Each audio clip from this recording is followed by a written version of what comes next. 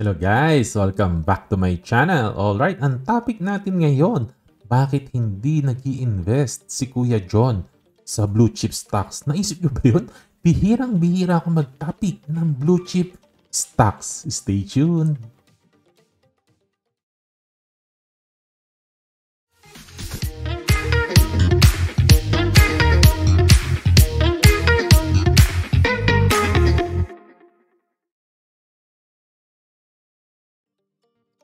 Welcome back. Ayan. Why I don't invest in blue chip stocks. Ayan po, no? Kasi may nagbigay po ng feedback, no? Every time na nagre-review kasi ako ng stock, no? Napapansin niya, hindi blue chip yung mga nire-review ko. So, bakit daw nag-i-invest ako, no? Sa mga ganon? Dapat blue chip daw, no?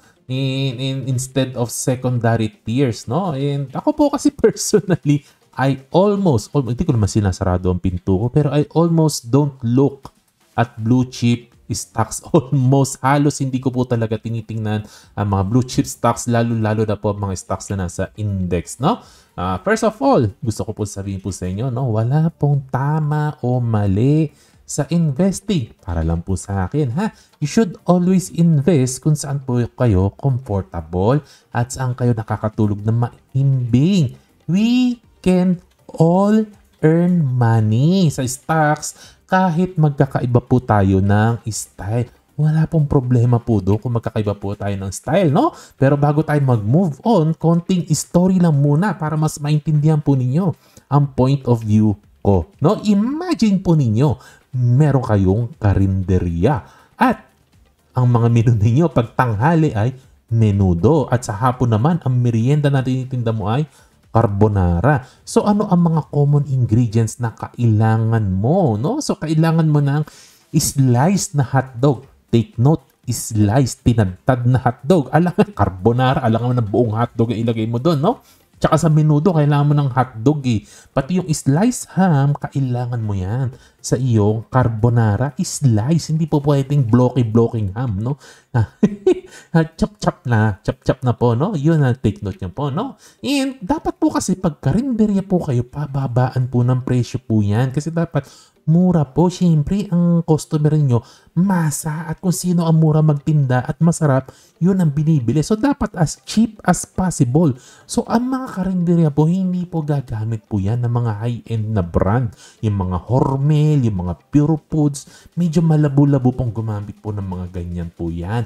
Pipili po yan ng mas mura-mura na brand para makatipid. At doon po pumapasok ang CDO. Kasi no, sa CDO po, meron po silang mga tiers. Meron silang mga budget-friendly. Meron din silang mga high-end na product.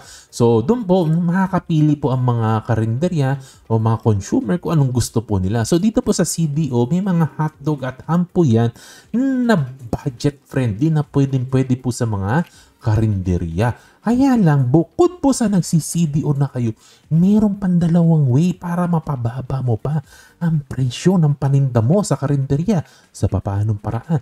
Una, pumunta ka sa factory outlet. Kaya alam na alam ko po ito kasi sa Valenzuela po, no, nung nakatara pa po ako sa Valenzuela, kapitbahay lang namin to. Walking distance lang po kami sa factory outlet po ng CDO. Na pag dito ka bumili, mas mura po ng konti kaysa sa grocery. Kasi syempre, factory outlet nga eh. Ano nga na mas mahal ito sa grocery. So makakatipid ng konti yung mga nagnenegosyo. Kaya po dito pila-pila po ang mga nagnenegosyo dito kasi mas mura ng konti po. Kasi nga factory outlet, lalo-lalo na sa mga nag-wholesale na mga karinderya po, no?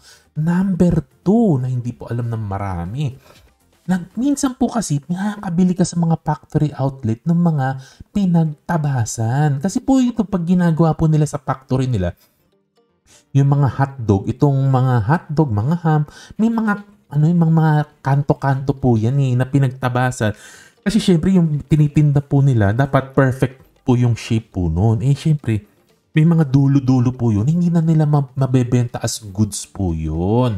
Naintindihan niyo po. Tsaka may mga hotdog kasi na minsan pinagputulan din. So, ito po, minsan po, binebenta po ito sa factory outlet.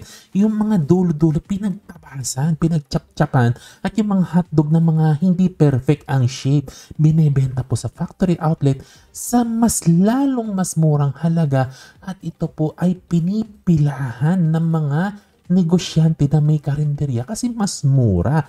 Chachap-chapin mo lang din naman yung hotdog tsaka ham mo kasi iluluto mo. So, hindi mo kailangan ng perfect na shape kasi nga hihiwain mo naman eh. So, makakatipid ka tsaka malinis naman yan, maayos naman yan. Pwedeng kainin, maayos ang kalagayan yan. Yun lang yung shape niya ay hindi perfect. So, makakatipid ka kasi may konting mga defects, no? Ayun, naintindihan niyo po kung saan papunta ang istorya natin. Now, as a value investor po, ako po, value. Ako po, I gravitate towards cheap stock. So, I'm a very, very cheap person. So, I like to buy as cheap as possible. It means I'm willing to buy stocks with some form of defect, no, in exchange na mura siya. Yun. Parang pinagtabasan. Yun. Mas komportable po ako dyan. At mga typical na defect po talaga ng mga mura na stock, mga small cap, mga second tier, at mga illiquid stock, which is, I don't mind, no? I don't mind yung mga ganyan mga defect kasi wala naman ako immediate need to liquidate my position. Whenever I buy stock, no, nandun po yung intention sa akin, ang intention ko, i-hold ko yan for a very long time kasi bago ko po ipasok ang pera sa stock, I make sure po na hindi ko po siya kailangan soon. Ayun po. No? Kaya okay lang sa akin.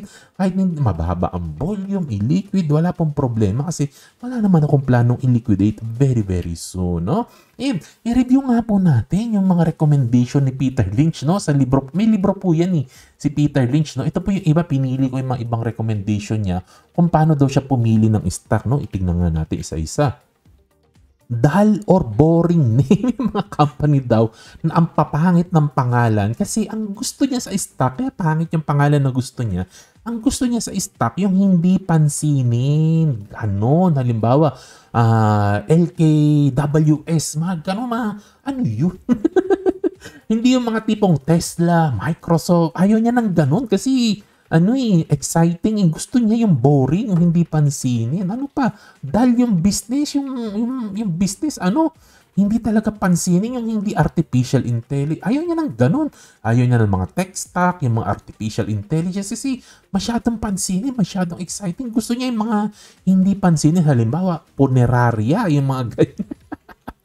Puneraria. Ano pa? Disagreeable business. Mga puneraria na nga. Po, depressing. Yung mga depressing na balita, mga ganon, no? And ito pa sinabi niya sa libro niya, no? Yung mga institution, no? Yung hindi binibili ng institution at hindi sinusundan ng mga analyst. Yan po ang nire-recommend ni Peter Lynch sa libro po niya yon. Institution, don't own it at analyst, don't follow it. Nakukuha niyo po.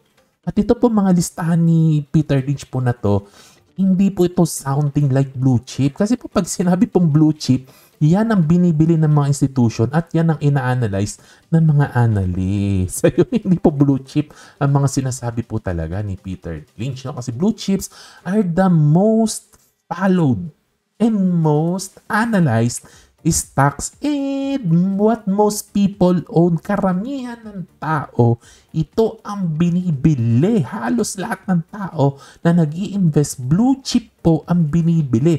Kaya po, ang side effect po niyan, you would rarely find them cheap kasi lahat ng atensyon nasa kanila. Ayun, maliwanag po. And in 2024, ngayon pong taon na ito, mura po ang market, bear market. And in this bear market, of course, pati blue chip po ay mura po ngayon. But secondary tiers stock are even cheaper, mas mura kasi inaayawan po yan pag ganito pong bear market, pinandidirihan po ang mga second tier stock. Ang priority po talaga na lahat ng tao ay bilhin ay blue chip stock. Maliwanag po ba? So warning ko po sa inyo, warning lang po, ako po ay aggressive investor po ako. So wag niyo po akong susundan. I-follow nyo po ang puso po ninyo. I-follow ninyo ang conviction po ninyo. Huwag nyo po akong gagayahin kasi aggressive investor po ako. Ini-explain ko lang po ang side ko para maintindihan nyo po ang psychology ko po, no? I don't conform to general wisdom, no? I believe you have to be comfortable with being contrarian, no?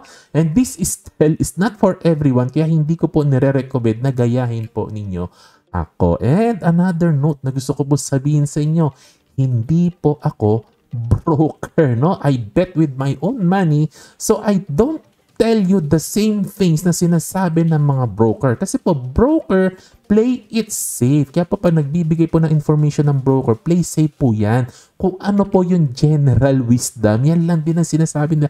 Wala kayo napapansin pag nakikinig kayo sa broker, pare-parehas na ang sinasabi nila sa inyo, no? Ako po, I prefer to be a little bit different kasi I'm investing with my own money. But then again, this is me and you can be you and I can be me. You can be you and please be yourself. Kasi po, tayong lahat, we can all coexist harmoniously and invest in whatever style you want. Kung magkaiba po tayo ng style, walang problema. I am very happy for you and I support you. I see the point and validity in all style. Kahit anong style, nakikita ko po yung point po niyan at valid po yan. Kahit po sa hindi ko ginagawa, kahit po active trading, no? Ako naniniwala po ako na kahit anong style nag-work po yan eh.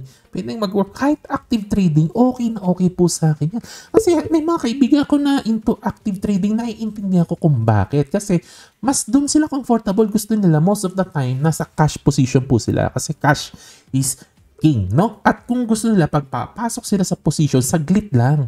In and out. Kasi gusto nila, mas safe ang pakiramdam nila kapag nasa cash sila.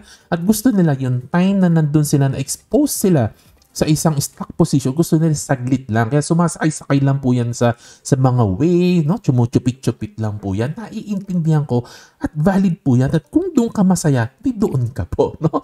Mahirap po kasi mag-invest sa isang bagay na hindi ka comfortable, no? So active traders will go their ways. Gawin po ninyo. Kung dyan po kayo comfortable, gawin po ninyo. Mag-trade po kayo. Mag-day trading po kayo. It works. It can work po, no? Kung doon po sila comfortable. And if you are a blue chip type of a person, I am very happy for you. Doon ka po mag-invest, no? Pero sa mga wala pa pong style, no? Please find your true passion at hanapin ninyo kung saan ka talaga nagbebelong kasi very, very important na mahanap po ninyo yung style kung saan po kayo comfortable.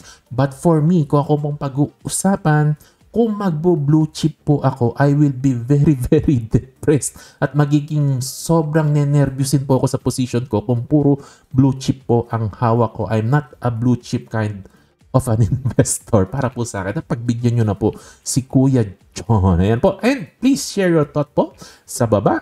Kwentuhan po tayo sa baba. At disclaimer, hindi po ako financial advisor. Basahin nyo na lang ang marami pa po nating disclaimer. Like, subscribe, share, hit the notification bell. Kwentuhan po tayo sa baba. Happy investing. To God be the glory. God bless. Bye-bye.